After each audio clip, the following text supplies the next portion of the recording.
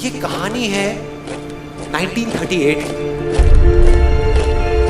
कैरली नाम के एक आदमी की, हंगेरियन आर्मी में, और वो उस कंट्री का बेस्ट पिस्टल शूटर था।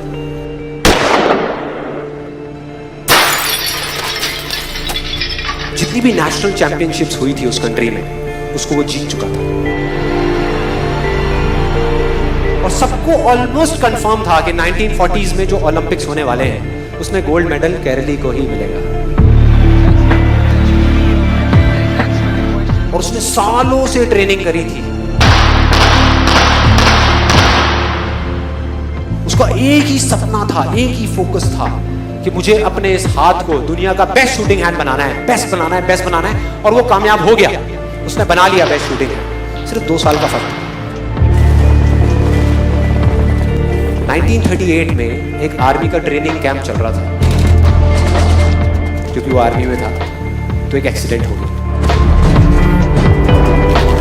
उसके उसी हाथ में जिससे उसने गोल्ड मेडल जीतना था, उसमें एक हैंड ग्रेनेड फट गया और वो हाथ चला गया। जो उसका सपना था, जो फोकस था, सब खत्म।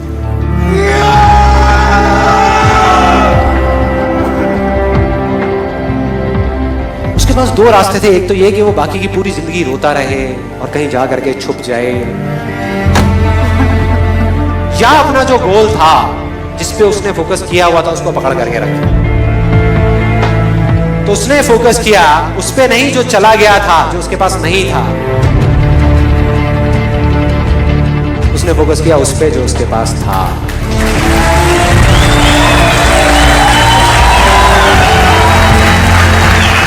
जो उसके पास था। और क्या था उसके पास में? एक लेफ्ट हैंड, एक ऐसा हाथ जिससे वो लिख तक नहीं सकता था। 1 महीने तक उसका हॉस्पिटल में इलाज चला इस हाथ के लिए, और सही 1 महीने बाद अपनी ट्रेनिंग शुरू कर दी इस हाथ के।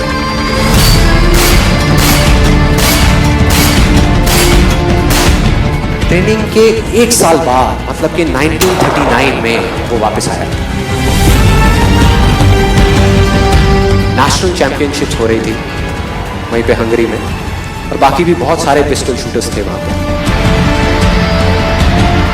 उन्होंने जा करके उसको कंग्रेचुलेट किया, कहा कि यार देखो, ये होता है जज्बा, ये होती है स्पोर्ट्समैन स्पिरिट, कि इतना सब कुछ होने के बाद भी तुम यहां पर आए हो हमको देखने के लिए और हमारा हौसला बढ़ाने के लिए।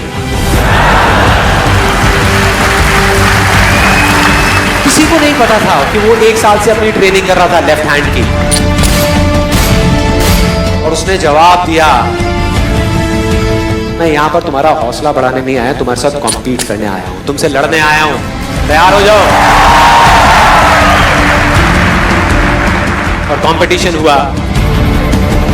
बाकी सब वहां पर जितने भी लोग थे वो कॉम्पीट कर रहे थे अपने बेस्ट हैंड से।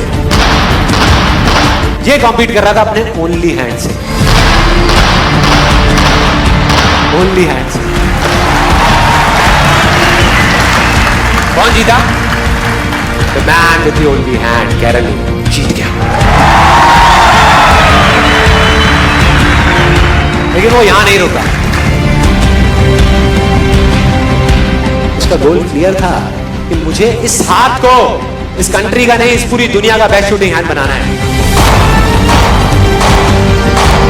उसने अपना सारा फोकस उठा करके डाला 1940 पे, जब ओलंपिक्स होने वाले थे। लेकिन 1940s के ओलंपिक्स कैंसिल हो गए वर्ल्ड वॉर की वजह से।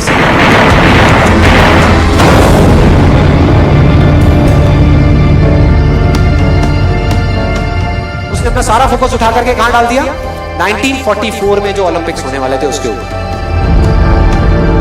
1944 में जो ओलंपिक्स होने वाले थे वो भी कैंसिल हो गए वर्ल्ड वॉर की वजह से। फिर से कैंसिल।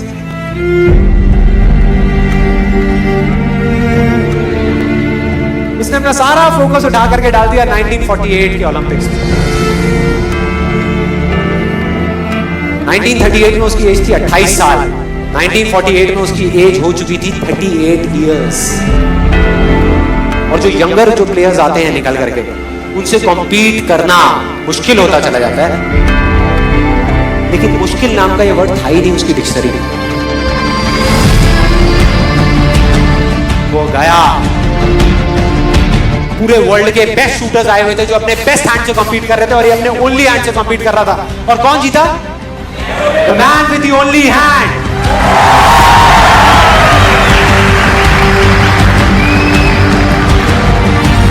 लेकिन वो तब भी नहीं रुका। 1952 ओलंपिक्स, दोबारा कॉम्पीट किया उसने, और इस बार गोल्ड मेडल कौन जीता? गैरल ली। 4 साल बाद दोबारा से, और पूरी की पूरी हिस्ट्री को बदल करके रख दिया ओलंपिक्स ने। इस पर्टिकुलर कंपटीशन में उससे पहले किसी भी एथलीट ने लगातार 2 गोल्ड मेडल्स नहीं जीते।